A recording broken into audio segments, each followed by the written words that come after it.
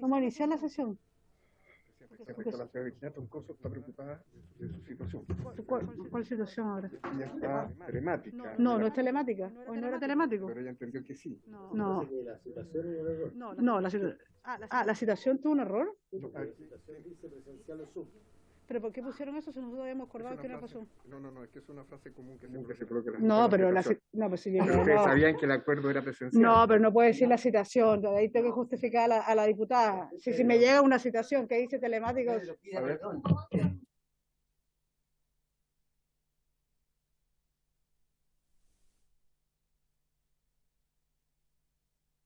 Toda esta semana es presencial, se acabó lo telemático. Hicimos la excepción para el viernes y sábado. Hicimos una excepción para el viernes y sábado. Pero ellos recibieron una citación que dice mixta. Mixta, y eso es lo que tiene que corregirse. ¿La Paulina Benito? Sí, ya. Pero, por lo tanto, necesitamos unanimidad para permitir que ingrese. No, lo que pasa es que la citación decía telemático o presencial, a pesar del acuerdo, hubo un error. Yo no tengo problema, dado que fue la citación la que viene mal, no le puedo echar la culpa.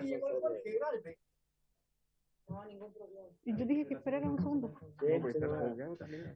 Pero, ¿sabe qué?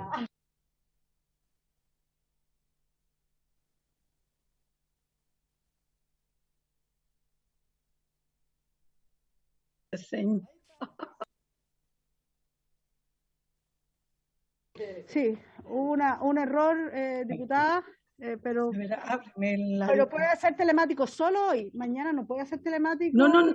El jueves ni el viernes, ningún día era telemático esta semana, pero hubo un error en la citación. ¿Me permite, Presidenta? Sí. Ya, gracias. Sí, no, totalmente de acuerdo, pero la citación es la que yo recibí. Sí, por eso.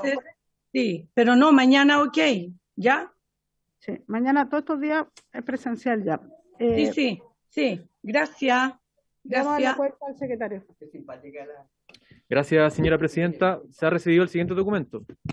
Un correo electrónico de la señora Magdalena Piñera Morel, por medio del cual, a nombre suyo y a nombre de Cecilia, Cristóbal y Sebastián Piñera Morel, agradece la invitación de la comisión y señala que no asistirán, pues no tienen antecedentes adicionales que aportar a los que ya se han entregado a la comisión que preside la diputada señora Maya Fernández. Esa es toda la cuenta, señora Presidenta. Muchas gracias. Enseguida. A la cuenta, ¿alguien tiene algo que decir? Usted, diputada Alarcón. Creo que en base a ese escrito que mandó la señora Morel, podríamos preguntarle si podemos hacer preguntas por escrito.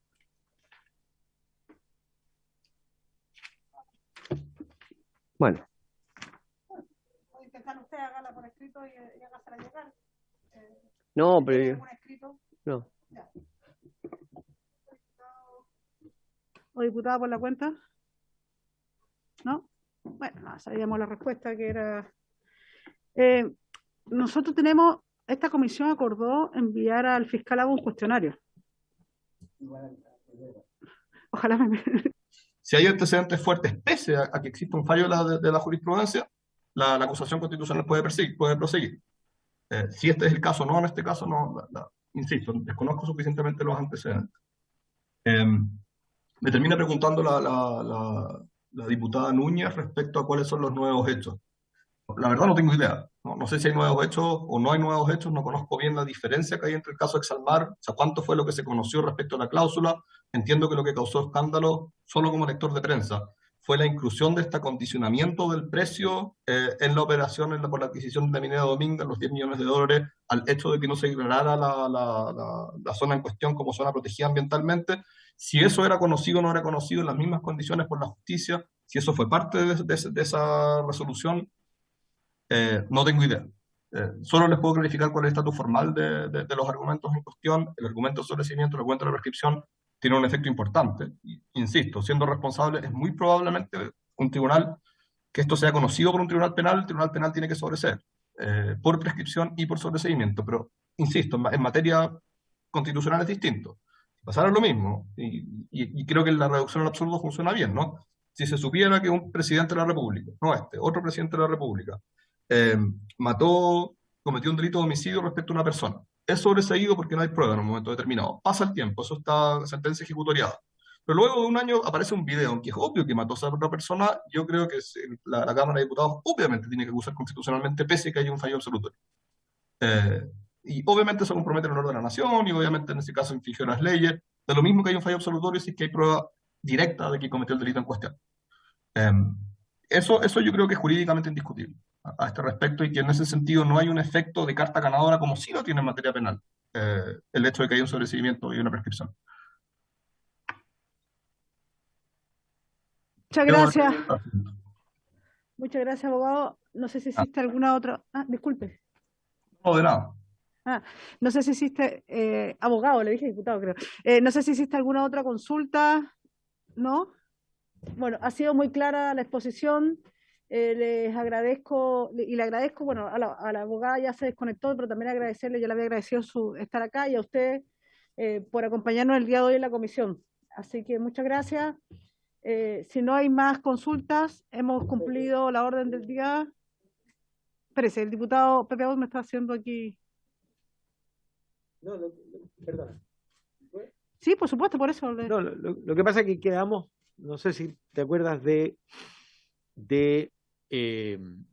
seguir la discusión con el abogado de la defensa. Me parece muy bien. Y los temas que han surgido son clave. Yo justamente tenía, antes de escuchar las intervenciones, tenía después de la lectura de las 270 páginas de la defensa, tenía 3 diferencias con el abogado Gálvez que me habría gustado discutir, aunque algunas de ellas han salido aquí a propósito de esta discusión, pero que podrían salir. Y como tenemos citación... No, me parece muy bien. De hecho, absolutamente de acuerdo. Solo despidamos al abogado. Se puede quedar, por supuesto, abogado. Pero si no, obviamente, imagino que usted también tiene una agenda muy ocupada. Le damos las gracias. Y claramente nosotros tenemos sesión hasta las 7, así que no hay ningún problema, diputado. Tiene toda la palabra. Muchas gracias, que estén bien. Gracias. Voy a abundar en realidad los temas salieron aquí. Pero yo tenía 3 temas. El primero era la defensa extremadamente larga y detallada de la defensa respecto de la imposibilidad de establecer una acusación constitucional por omisiones.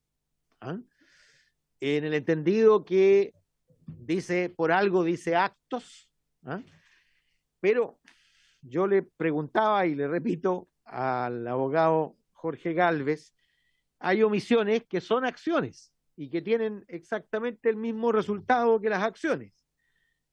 No responder con una declaración de guerra a una agresión de un país vecino es una omisión, pero obviamente podría ser luego objeto de una acusación constitucional sin ninguna duda. Y por lo tanto, la cuestión no es si es acto u omisión. La cuestión, a mi juicio, es si la omisión es respecto de una relativa obligación instalada de hacer determinada conducta y de haber desarrollado entonces activamente el bloqueo de esa conducta por alguna vía.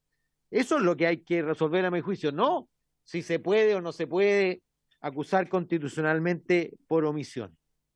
Eso es lo primero. Lo segundo ya hemos desarrollado harto, pero es respecto de la cosa juzgada, a la que también le dedica muchísimas páginas la defensa, y yo insisto, yo tenía un ejemplo parecido al del abogado, es decir, si aparece un antecedente completamente nuevo respecto de la responsabilidad del presidente, aun cuando haya sido inocentado de manera total y definitiva, por supuesto que si aparece ese antecedente nuevo, la justicia no va a poder actuar, aunque sea flagrante, aunque le encuentren la víctima dentro del closet de su habitación, no va a poder ser juzgado. Sin embargo, sigue siendo susceptible, y yo diría que en ese caso, por supuesto, sería un deber absoluto de acusarlo constitucionalmente. Entonces, yo descarto, en una muy extensa defensa, que eso sea de verdad un argumento válido. Es decir, que luego de un fallo de la justicia, el Congreso quede inhabilitado para reabrir eso, para tener otro punto de vista respecto de los hechos, para tener una dimensión política, no penal, respecto de la responsabilidad, etc. Y lo tercero, en la misma dirección, usted dice, hay una investigación en curso y por lo tanto no se podría hacer una acusación constitucional. Pero misma razón, misma disposición. Es decir, si el resultado de la investigación en curso no determina el resultado de una acusación constitucional, no veo por qué no pueda hacerse una acusación constitucional independientemente de la existencia o no de una investigación judicial. Puede no existir investigación judicial y sí acusación constitucional, o al revés, puede existir investigación judicial y que la Cámara considere que no es meritorio de una acusación constitucional. Es decir, esto, por supuesto, en ambos sentidos. Esos eran los 3 comentarios que se me quedaron de la lectura, aparte de lo que habíamos comentado en la sesión anterior, y me gustaría que la defensa defendiera con el vigor que le caracteriza sus argumentaciones. Presidenta. ¿Puedo hacerme cargo de estas por motivos de extensión y para que no se me desordene la respuesta? Disculpe, que yo tenía el micrófono apagado. Diputado, es que va a hacer varias preguntas, va a contestar y después le doy la palabra a usted, ¿le parece? No hay problema, presidente. Ya. Abogado, tiene la palabra. Muchas gracias, presidenta. Bueno, previo a comenzar, agradecer los buenos conceptos que se virtieron respecto de mi persona y mi actuación durante el curso de las maratónicas sesiones del día viernes y sábado, al diputado Alarcón y al diputado Aus, por su intermedio, presidente, agradecerle sus conceptos. Respecto de la imposibilidad de establecer responsabilidad por omisión, diputado Aus, por su intermedio, presidenta, decir que, claro, tiene razón el profesor Willeman cuando dice que en materia penal, indistintamente, se pueden sancionar acciones u omisiones. Pero eso tiene una raíz normativa muy clara y determinada, que es el artículo 1 del Código Penal, que expresamente señala que se pueden sancionar, que los delitos son acciones u omisiones penadas por la ley. Y luego, además, el estatuto de la omisión es un estatuto absolutamente restrictivo, que por regla general se entiende excluido y solo se incorpora en la medida que se encuentra especialmente señalado. Luego, por lo tanto, no es mi punto de partida la idea de que un comportamiento susceptible de una sanción pueda ser objeto, digamos, de una omisión o una acción. En materia penal puede serlo, pero insisto, porque hay una disposición expresa que así lo señala. Luego, entonces, la pregunta es la pregunta de qué es lo que ocurre en el nivel constitucional. Porque, como dice la profesora Marisol Peña, voz absolutamente experta en materia constitucional, como se reconoció humildemente el profesor Willeman, a quien le tengo la máxima estima y efectivamente un penalista de primer nivel, pero lo cierto es que él mismo se reconoce humildemente ignorante en materias constitucionales, y acierta la profesora Marisol Peña cuando refiere que en el artículo 20 de la Constitución Política de la República es el propio legislador el que refiere la posibilidad que la infracción a una garantía constitucional del artículo 19 pueda darse alternativamente mediante actos u omisiones. Se refiere, en efecto, a propósito del recurso de protección, que el acto de la administración, por ejemplo, puede ser por vía de acción u omisión y tiene que reunir las condiciones de ilegal y arbitrario. Pero repara también en que esa posibilidad alternativa de que pueda ser a través de un acto u una omisión no está ofrecida en el artículo 54, y que por una serie de principios interpretativos, todos ellos obligatorios, no quiero que se malentienda, que estos principios interpretativos son meras recomendaciones de buen criterio, son reglas de interpretación absolutamente, obligatorias para el aplicador. Y en ese sentido, entonces, tenemos que la referencia a actos, como se trata, está puesta en el contexto de una norma que acarrea sanciones penales. Toda norma que involucre la restricción de derechos fundamentales debe, por el principio pro libertad, interpretarse restrictivamente. Este, digamos, es un principio elemental de interpretación constitucional y interpretación en el contexto de un Estado democrático de derecho. Es decir, cualquier regla que imponga restricción de libertades debe necesariamente interpretarse restrictivamente. Pero ahora bien, si se trata de una regla que además de restringir libertades impone castigo, como es, por ejemplo, la destitución, y como es además la inhabilitación absoluta por 5 años, entonces tenemos que, tiene que interpretarse de manera aún más restrictiva. No solo es una regla que debe interpretarse restrictivamente por el principio pro libertad, sino por todas las garantías básicas del derecho punitivo.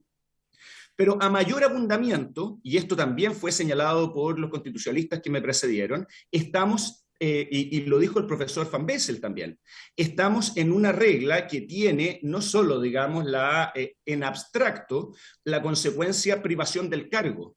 Estamos en presencia de una regla que tiene la consecuencia privación del cargo de la máxima autoridad de la República, de la máxima legitimación democrática. Por lo tanto, la necesidad de interpretar restrictivamente esta regla no es, insisto, una mera recomendación ni un acto de sentido común, es una imposición normativa para cómo debe leerse la regla. Si la propia Constitución ha distinguido en otras partes que una infracción puede realizarse por vía activa o comisiva, si acá no hace esa distinción es porque lo está restringiendo.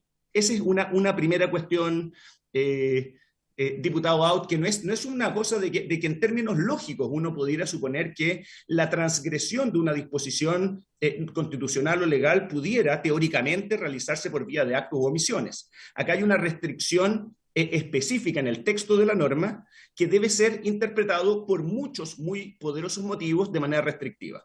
Pero ahora, hagamos el ejercicio y pensemos, bueno, ¿qué pasaría si no existiera, digamos? Porque su lógica, que no es, digamos, la lógica que usted ha expresado, diputado Out, por su intermedio, presidenta, es correcta. Y es que en el evento de que se incluyesen las omisiones en el artículo 52, la omisión no equivale ni a todo lo que uno no está haciendo, no ha hecho, ni tampoco a todo lo que pudiendo hacer no ha hecho, ni tampoco respecto de aquello que tiene, vamos a decir, deberes genéricos de realizar. Esto se enseña, digamos, en general en derecho punitivo, sea derecho penal o administrativo sancionador, cuando se pasa la omisión, y en esto, digamos, los profesores abundan en ejemplos bastante ridículos, si se me permite. Es decir, mire, yo en este momento no estoy saludando a una persona en China, pero no es que esté omitiendo hacerlo, porque la omisión no tiene una naturaleza ontológica, no existe en la realidad.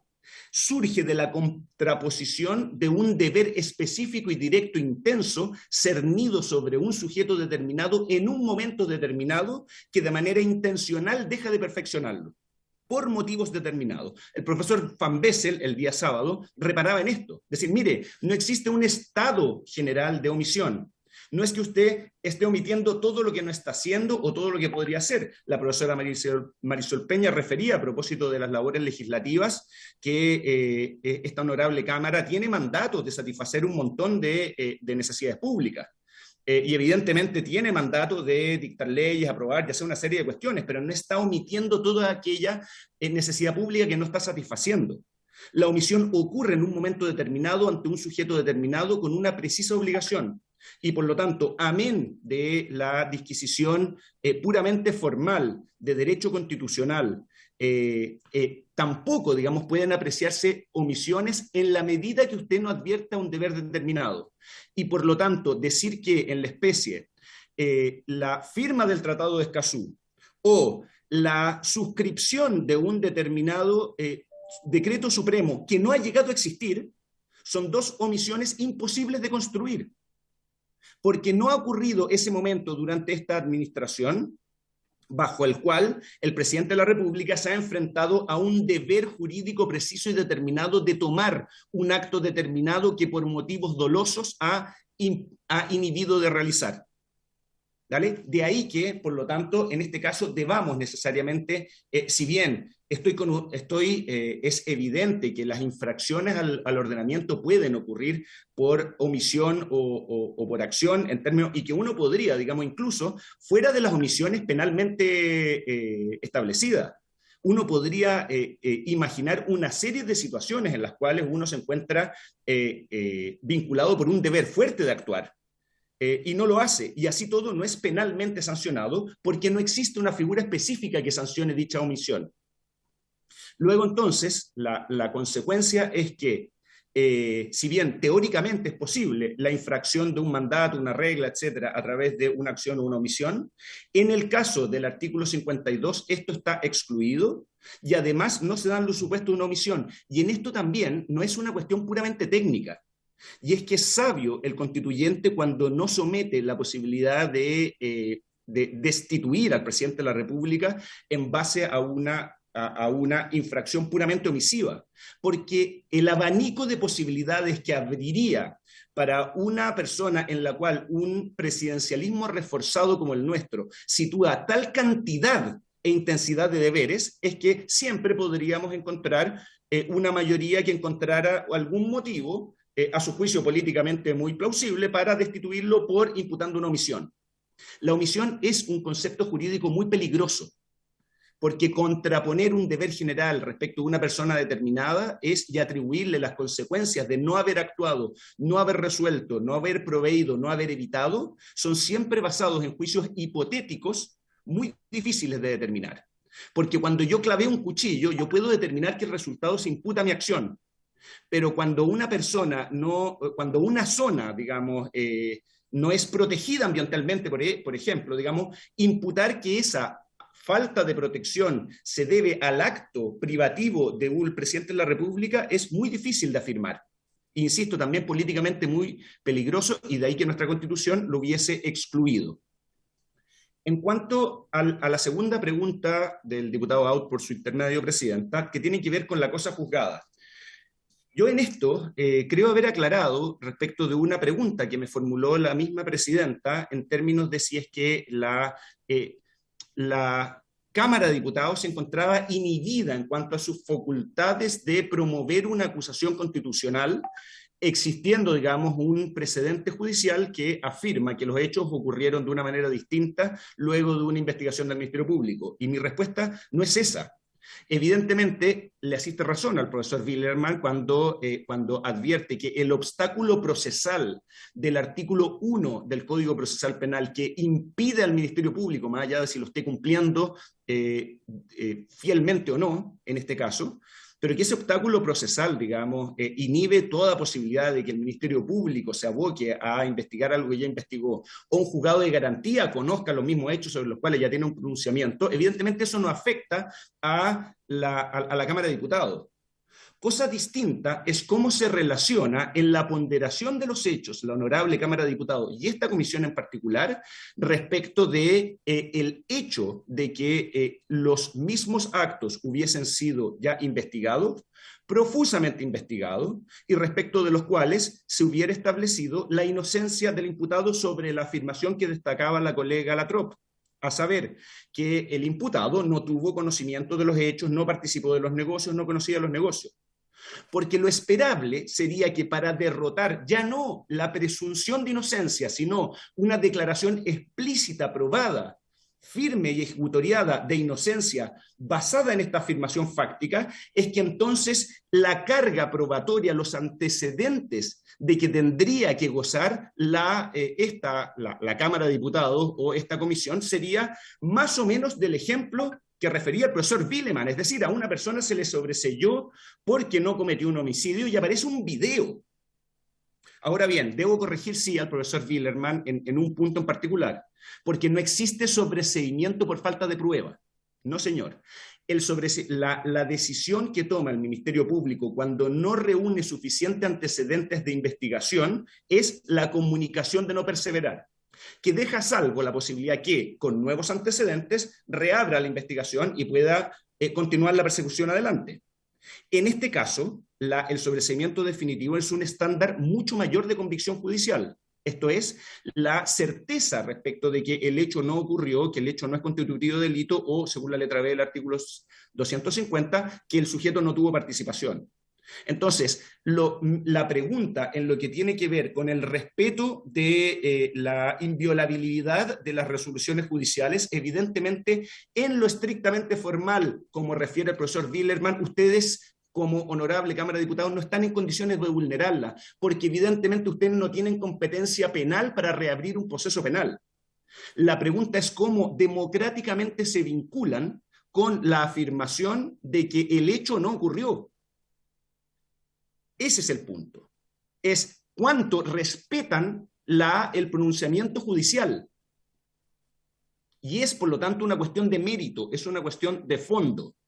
Ya no, digamos, o sea, los meros indicios y especulaciones a los que se alude la acusación constitucional, en general no bastan. Y no bastan respecto de una persona a quien se le presume inocencia. Pero en este caso tendrían que ser tan palmarios, tan potentes en términos de afirmar la participación de Su Excelencia el Presidente de la República en los negocios, como que estuvieran en condiciones de contradecir lo fallado.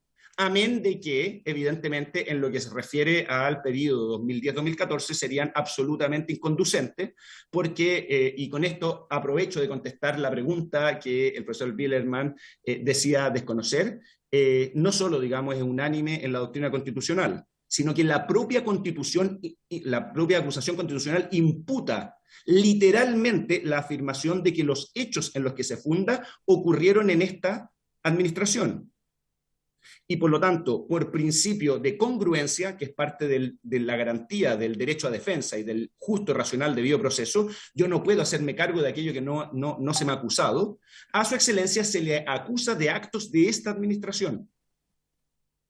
Y entonces, el punto, insisto, es que no es que ustedes tengan un obstáculo procesal, ustedes tienen un impedimento de fondo basado en que tienen que derrotar la convicción asumida por los tribunales de justicia en la máxima expresión de convicción fáctica posible. Es verdad que los hechos pueden ser, digamos, que pueden haber valoración jurídico-política y valoración jurídico-penal, y que son distintas. Cosa distinta es la afirmación de cómo ocurrió un hecho. Porque una acusación se basa en la certeza de que un hecho ocurrió, no en la especulación, una acusación no es una denuncia, no pone en movimiento un acto de investigación, busca de manera inmediata ser responsable en un periodo brevísimo de tiempo y con una consecuencia demoledora, la destitución del presidente de la República y la inhabilitación de ese político para 5 años en términos absolutos. Por lo tanto, la acusación tendría que haber invocado antecedentes que estuviesen en condiciones de derrotar esta convicción judicial. Ese es el punto. Es un punto de cómo se relaciona, por lo tanto, en términos de fondo, esta honorable Cámara respecto de esas afirmaciones judiciales firmes. Y lo mismo, por su intermedio, Presidenta, o siendo usted el presidente interino, diputado Aut, en ausencia de la diputada Maya Fernández, en lo que tiene que ver con el principio de presunción de inocencia, porque es la acusación constitucional la que pretende invocar como antecedentes de responsabilidad jurídico-política la existencia de investigaciones. Es decir, porque estás siendo investigado, entonces cabe destituirte. Y eso es contrario de nuevo con el principio de presunción de inocencia, que como bien decía la colega Latrop, no es solo una regla a propósito de cómo debe ser tratado el imputado en el contexto de la tramitación de una causa penal, que también lo es que es un derecho humano fundamental recogido por los tratados internacionales y por la propia Constitución Política de la República. Por lo tanto, de nuevo, es una cuestión de mérito.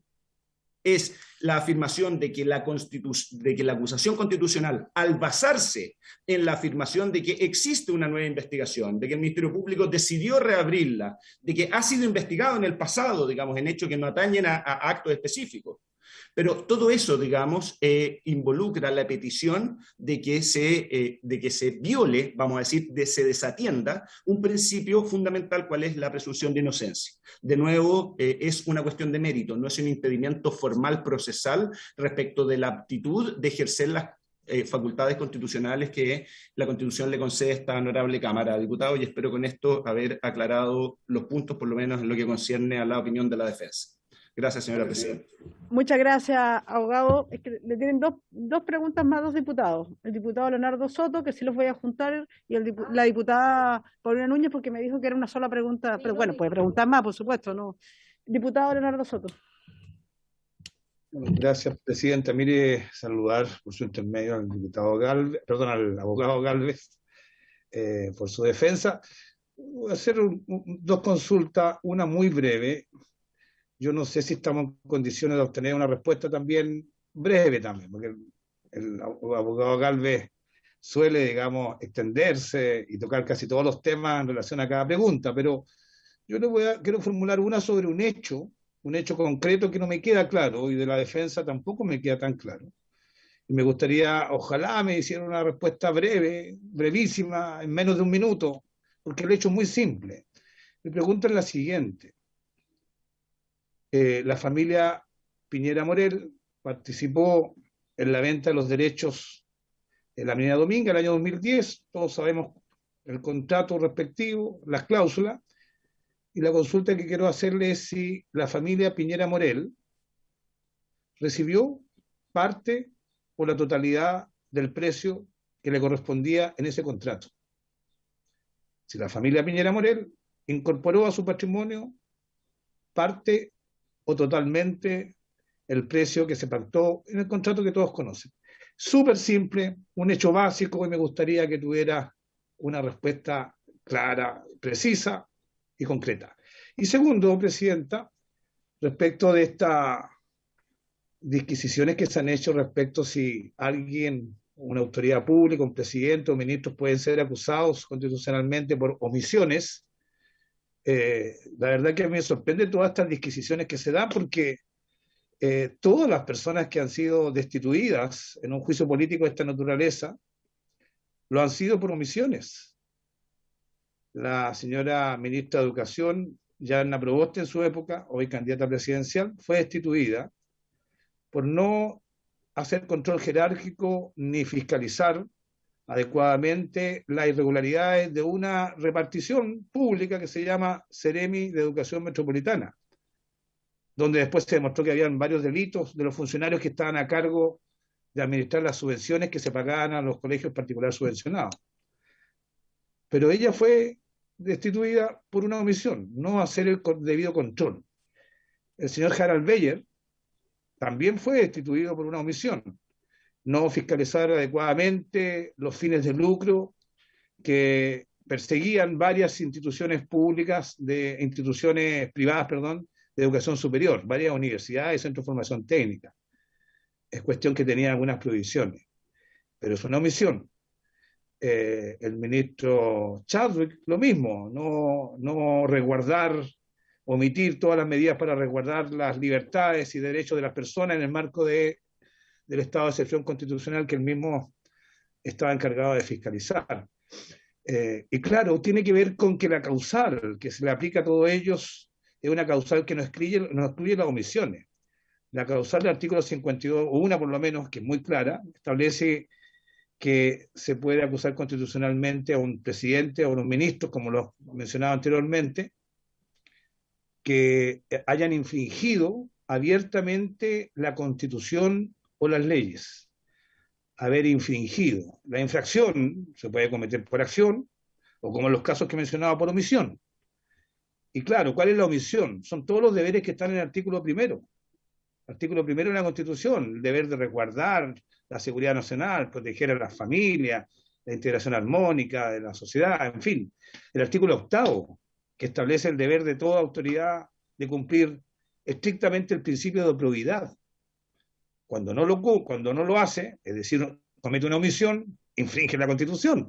Esto es tan de perogrullo que me parece curioso todos los debates que hay, a la luz de las normas bastante claras, a la luz de cómo se han aplicado estas causales en el pasado con las personas que he mencionado, y el hecho de que el sentido común, si un presidente, por ejemplo, producido un terremoto, donde hay muchas víctimas, se va de vacaciones y no hace nada, no dicta decretos de estado de excepción, evidentemente va a ser destituido por desalmado y por infringir abiertamente la Constitución y las leyes. Si un presidente está lleno de conflictos de intereses con sus patrimonios personales y deja que se desarrollen y no lo evita o no lo publicita, no lo anuncia o no se inhibe, no se abstiene, evidentemente va a ser cuestionado y acusado constitucionalmente, como ha sido invariablemente en la historia chilena. Pero bueno, básicamente, Presidenta, yo hago esa primera pregunta, la otra más bien es una reflexión, si quiere puede el abogado Gálvez hacer alguna mención, pero me interesa que pueda responder de manera más breve, concisa, la pregunta inicial. ¿Recibió la familia Piñera Morel todo parte del precio pactado en el contrato de 2010? Muchas gracias, diputado. Ahora la diputada Núñez con la pregunta. Gracias, Presidenta. Lo mío no es una pregunta, ni tampoco una reflexión lata, ¿cierto? Como la que escuchamos recién, sino que me pareció pertinente, no muy buena onda, pero que para que el diputado ahí predique y no practique. Llevamos varios años en Constitución, así que nos conocemos. Oiga, Presidenta, no, lo mío es súper simple. Yo había pedido la palabra cuando intervino nuestro último invitado, el abogado Wileman. Javier Wileman. Sí, y porque aquí como que quedó, como que sentí que empezó a quedar establecido, y como una buena noticia para aquellos que a lo mejor se están inclinando, ¿cierto?, por aprobar esta acusación, que como ya había sido juzgado en derecho penal, eso no tenía nada que ver con la cuestión constitucional y por lo tanto podíamos referirnos igual. Evidentemente que la acusación se puede presentar igual, si ya está presentada y eso ya es un hecho de la causa, ¿cierto? En eso estamos. Pero de ahí a que se configuren los argumentos, los requisitos, perdón, que establece la Constitución, y que evidentemente en virtud de los requisitos que establece la Constitución se configuren además los hechos verídicos reales, es lo que me permite tomar la palabra y aclarar algunas cuestiones, porque en el derecho penal, claro que se pueden haber delitos por acción o omisión, pero en el caso de una acusación constitucional, la Constitución dice expresamente que solamente por acto, por una acción, por acto de su administración.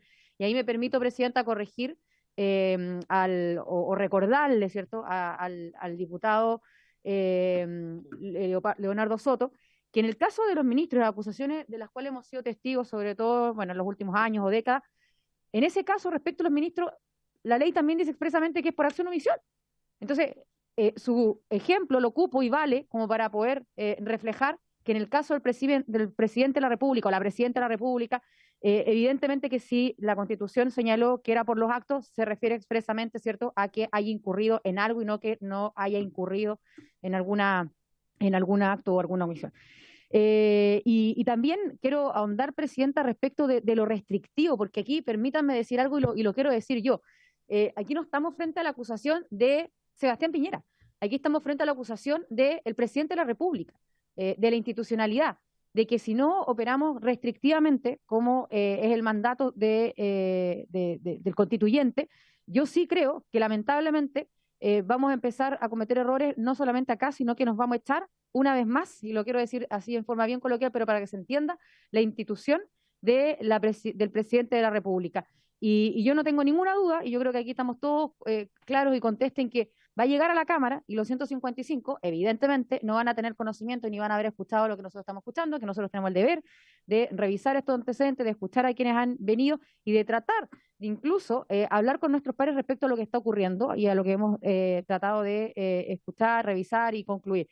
Pero sí me parece importante que lo que no puede ocurrir es que viniendo personas que se declaran expertas en un tema, como ha sido cierto el abogado Wileman, y que él mismo diga que de derecho constitucional no sabe o no se declara experto, en fin, concluyamos nosotros que esa simple aseveración evidente de que son dos cuestiones distintas y que podría uno pronunciarse respecto a la otra, a propósito de que habría cosas juzgadas en materia penal, nos sirva como para poder decir, entonces podamos proceder. Y por último, en el tema de los plazos, porque esta acusación, o la acusación, ¿cierto?, contra el presidente de la República puede interponerse mientras el presidente esté en función o en los 6 meses siguientes a su expiración.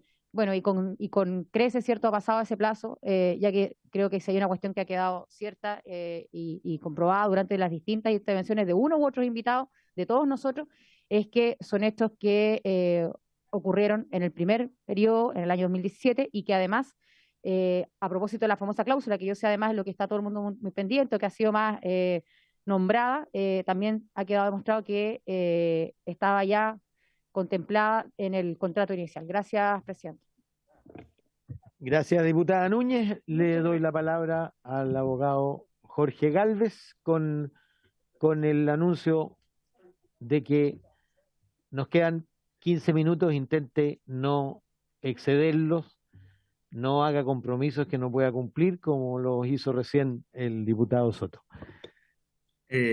Muchas gracias, presidente. Sí está presente el diputado Soto, a quien saludo por su intermedio, presidente, y parto por lo segundo, a propósito de lo señalado por la honorable diputada Núñez, y es que tiene toda la razón, y es que efectivamente la diferencia central, se han destituido a través de acusaciones constitucionales a ministros de Estados, porque la causal constitucional de ilícito constitucional que los afecta explícitamente refiere la posibilidad de formas omisivas.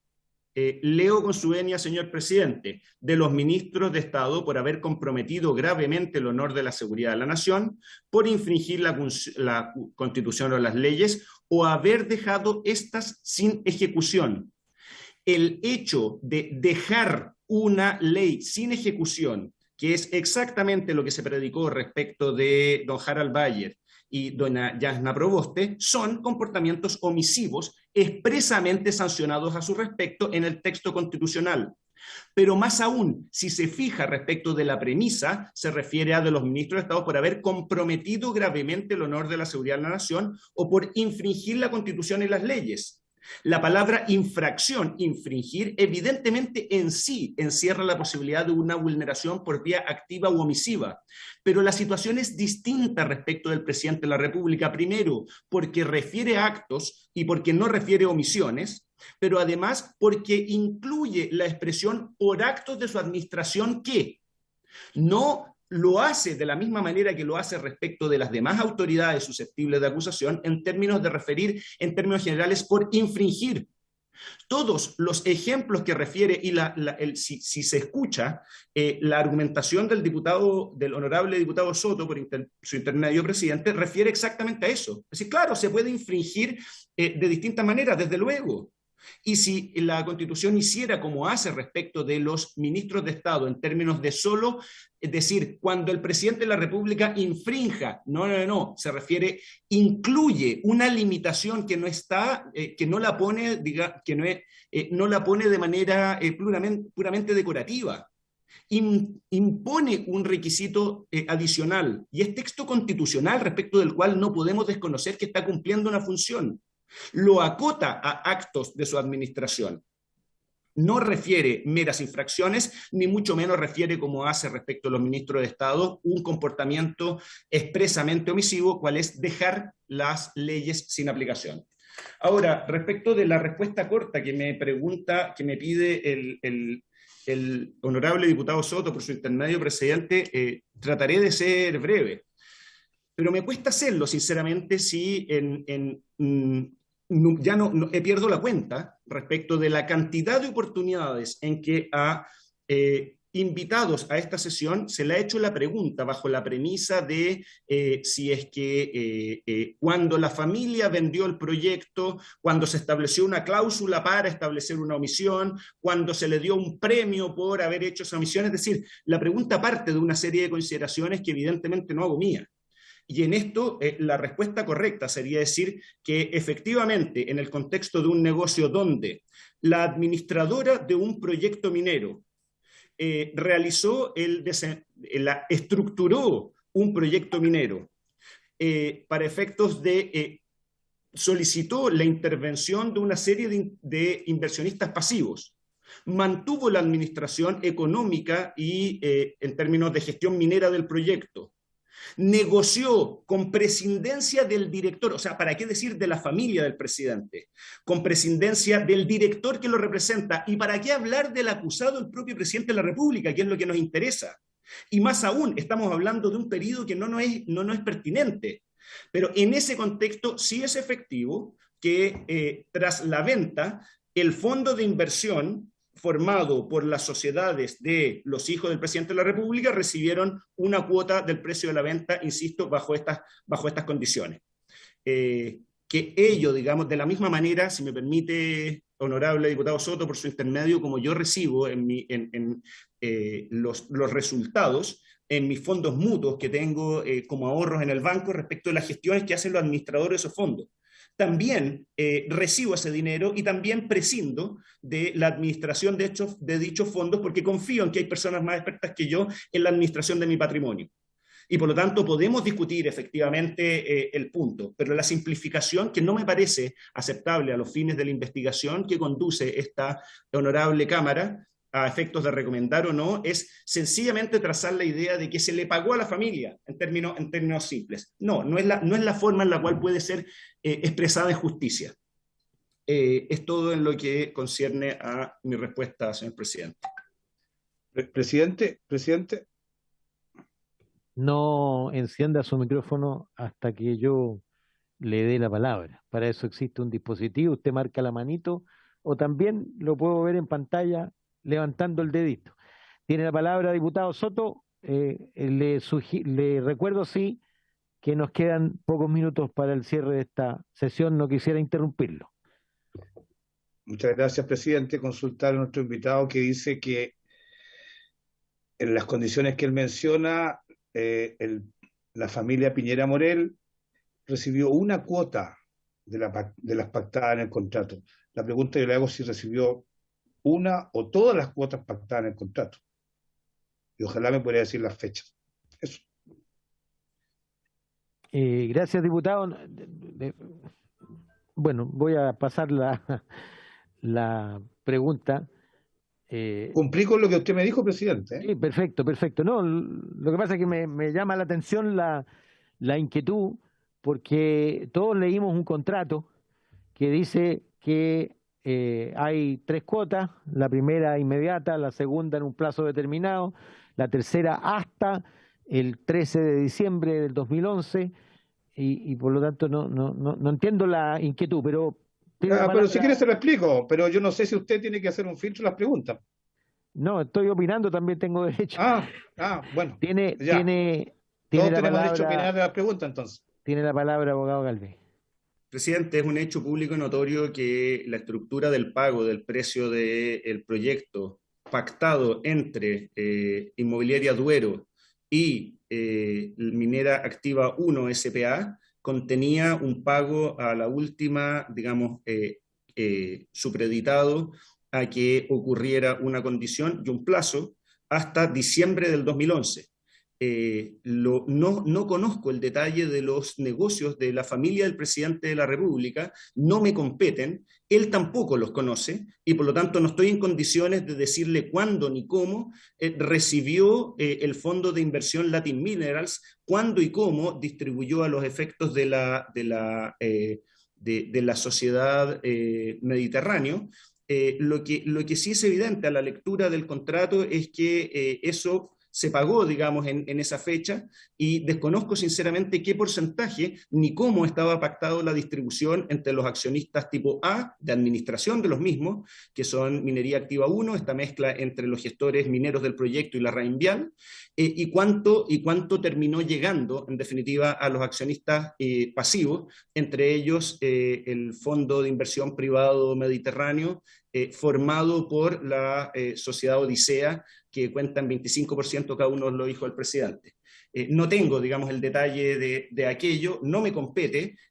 Como le digo, yo estoy a los efectos de mi defensa, vengo a defender los actos de la administración del presidente de la República en el contexto de esta acusación constitucional y por lo tanto debo asumir que, conforme la información que es pública, que el pago, una vez diluido este fondo, fue repartido a los distintos accionistas. No tengo lamentablemente la fecha ni el monto, y creo sinceramente no me compete, señor presidente. No le consta tampoco, claro. Gracias, abogado Galvez. Tiene la palabra la diputada Núñez. Yo quiero, presidente, ocupar el mismo ejemplo del abogado, porque la verdad es que yo también tengo fondos mutuos y no tengo idea cuándo se toman las decisiones, qué se decide. Yo lo único que hago es recibir, ¿cierto?, cuando les va bien, un poquito más de dinero que el que tenía. Muchas gracias. Bien. No habiendo más preguntas, diputado Alarcón, y habiéndose cumplido el propósito por el cual fue convocada esta sesión, se levanta.